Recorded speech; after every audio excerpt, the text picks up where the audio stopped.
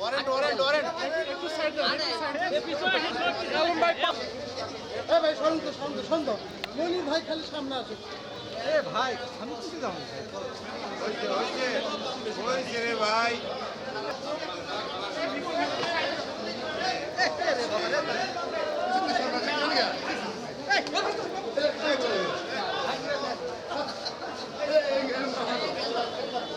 ভাই আপনি আস্তে আসেন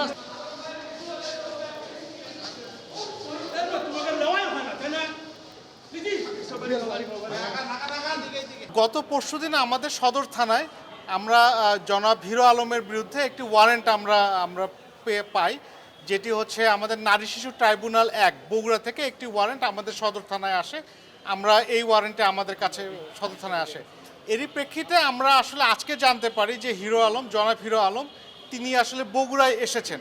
আমরা এই তথ্য পাওয়ার পরপরই আমরা বিভিন্নভাবে তাকে খুঁজতে থাকি এবং এক পর্যায়ে আমরা জানতে পারি তিনি আসলে ঢাকায় চলে যাচ্ছেন।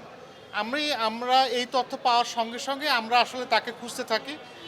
পরবর্তীতে আমরা তাকে মোবাইল তথ্য প্রযুক্তির সাহায্যে তার অবস্থান শনাক্ত করি এবং আমরা সদর থানার যে টিম, আমি নিজে সহ সদর থানার টিম সহ আমরা তাকে ধাওয়া করে আমরা শাহজাহানপুর থানার সামনে থেকে অর্থাৎ ঢাকা বগুড়া হাইওয়ে, আমরা হাইওয়েতে ব্যারিকেড দিয়ে আমরা তার গাড়িটাকে আটক করি এবং তাকে গ্রেপ্তার করি।